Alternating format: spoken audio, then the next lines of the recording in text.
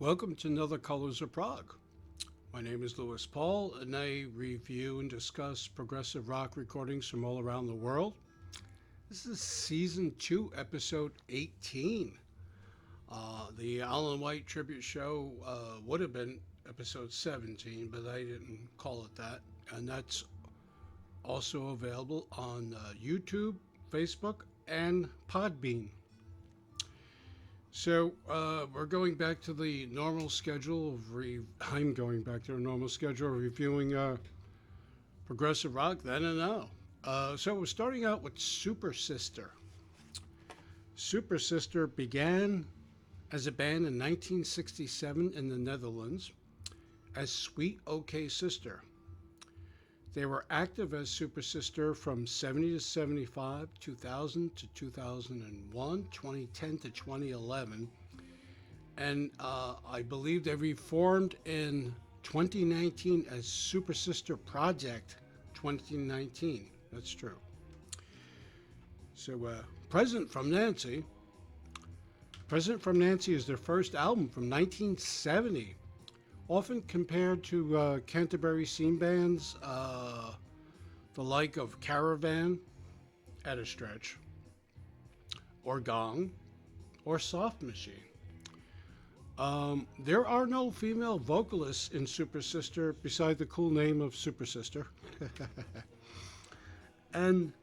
But there's something unique about them. They employed flutes, fuzzed out bass, heavy use of organs, and no guitars except for guest guitar players on some tracks.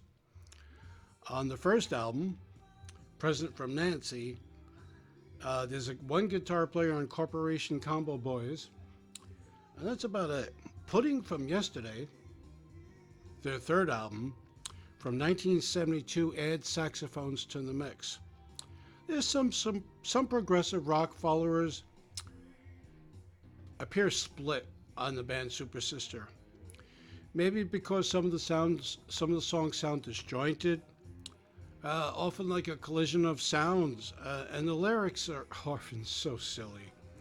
But if you're familiar listeners of Gong and Caravan, they do have some silly lyrics and some silly titled albums. So how do I feel about Supersister? They're kind of hard rock, and yet there's that prog connection with mainly using keyboards.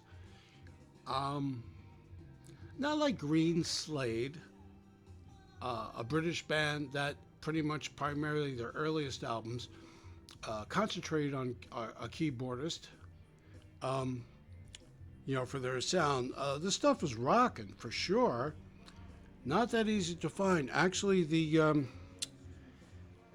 believe the Universal Dutch label in the Netherlands re-released the first and the third, but not the second, oddly enough, CDs as a little mini box. And if you see this around, if you're curious, you might want to check it out. It's definitely a different kind of sound. It's not symphonic prog, it's not melodic prog, but in a way there's a connection. And if you like Caravan, Gong, and to a stretch Camel, you might like this. Do I hear the Canterbury sound? Not so much the Canterbury sound, but influences and certain things going on in there. So that's Supersister. I think even for me, it's a band I have to investigate more, listen to them even more, and maybe I'll go personally grow to like them more, but that's Supersister. Next on docket is London Underground. There you go. This one's good. London Underground was formed in Florence, Italy in 1998, so it's a new band, sort of. You would never know it by the excellent command of spoken English language by the Italian singers here. This one is good, folks. Look at these retro photos, too. Okay, back to the band. Their music leans more toward a variety of late 60s, early 70s British rock and prog. But do I hear a Kinks and jam influence too? I do. Sometimes some of the vocals sound like Paul Weller from the Jam. It's a really good band. I mean, I took a chance on this one, London Underground. Figured they were Italian. Sometimes I don't want to spoil it or spoil the taster by listening to too much stuff on YouTube because you really can't get a real feel for the music. And so I took a chance on this one. I was like, I gotta find more stuff by these guys. So is it Prog? Debatable. There's just a lot of keyboards on here. But I think if you guys like that 60s, early 70s, late 60s, early 70s British rock sound, what was he talking about? Talking about like the Kinks, the Stones, Beatles, Who-ish, Pink Floyd. You would really like this. There's a lot of keyboards on here, but at the same time, there's just something. Hey, check this out. It's a trio. And they basically utilize a lot of Hammond organ, Moog, clavinet, and a mellotron. So for you mellotron players, pay attention, and mellotron fans. There are no guitar players per se, but several people guest on guitar in some of the songs. So like the band is just a trio, but they have some people guest on guitars. It's a great sounding project. This was released on, believe it or not, Italian band. This was released on Record Heaven, a small label out of Sweden. Kid you not. So London Underground, really great. This has 9 tracks, all terrific. Blew me away. Might blow you away. You might want to check out some stuff on YouTube if you can find it. Although if you search London Underground, you're going to get a host of stuff, like documentary footage of the London Underground scene back in the day. But if you trust my opinion at all, I would definitely try to track this band down. And I'm definitely going to try myself to find out more about them. Next is England. And this is Garden Shed. So, England is a British band formed in 1975. And reformed again twice. Very popular in Japan, where they recorded 2 live concert albums. Kiki Mimini live in Japan in 2006 and the concerts in Japan in 2022. Yes, that recently. Essentially, England, where's its influence on its sleeve? There's a touch of Genesis, yes, and Supertramp. And,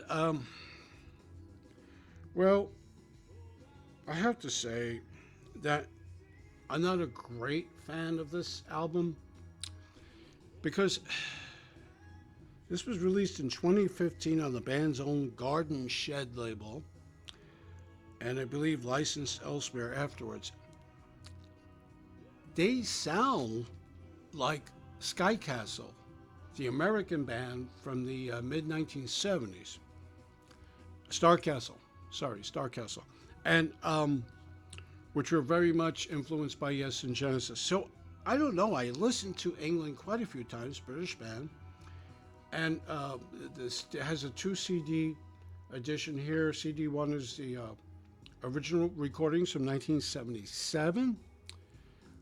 CD 2, bonus CD, has some bonus tracks, including some material from later years, including 2006. I'm just not in love with this band. I feel if I put this out in the background, I might pull it and play something else, like Star Castle. There are a lot of people who really like the band named England. I'm just not overly fond of them, personally. Obviously, they're huge in Japan. And so, Japan's very big on prog rock, progressive rock. And so, nice that these guys have a huge following in the Far East. So, that being said, working on Cathedral. This is I believe, the bridge. So this one is very interesting, very good. I highly recommend Cathedral. Cathedral was a Long Island, New York band formed in 1975, 78. Apparently well known on the then Long Island club scene.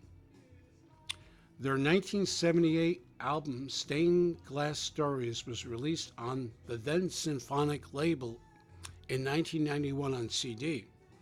And Symphonic might be familiar, some of you guys might be familiar with the Symphonic label. They issue and distribute progressive rock recordings from all around the world. And apparently they also put out some material from other bands, from small amount of bands. But anyway, this was originally came out, Stained Glass Stories originally came out on the Delta indie label out of Long Island on vinyl in 78. Symphonic reissued it in 1991. This is the bridge. The follow-up, it was released in 2007. So figure it out, do the math. 30 years later, the band did a second album. Almost everyone is back in this band. This is really good progressive rock. I found the singer, sounds a lot like David Longdon. So you have that Genesis connection, lots of symphonic sounding keyboards, and the guitar player at times is really influenced by Steve Howe of Yes. There's one or two instrumental tracks. I was like, wow, am I listening to a Steve Howe solo album? Cathedral, the bridge, really good. They licensed this to the Musea label out of France. So if you're looking around for Cathedral, highly recommend this one. So out of the batch, I would say London Underground, Italian band, and their stuff. This album was released in Sweden, but you can find it if you look around. And Cathedral, a Long Island, New York band, and their second follow-up CD, 30 years after their debut. You could probably find it. It was released on the Musea label out of France. The Musea also distributes out of Italy as well. And the other ones I mentioned were Cathedral, England. And wasn't crazy about England, and Supersister, which I mentioned on the outset. So this is pretty much what we do. Pick 4 or 5 CDs or albums, vinyl, doesn't matter. And I just try to, sometimes I go more in depth, and I'm trying to make up for the Ellen White show being almost an hour long, so sorry about that, but it was a huge, long career. And what you're hearing in the background is that Cathedral album I just mentioned, that CD.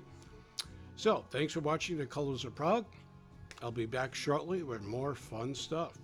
Stay well, stay safe. Bye.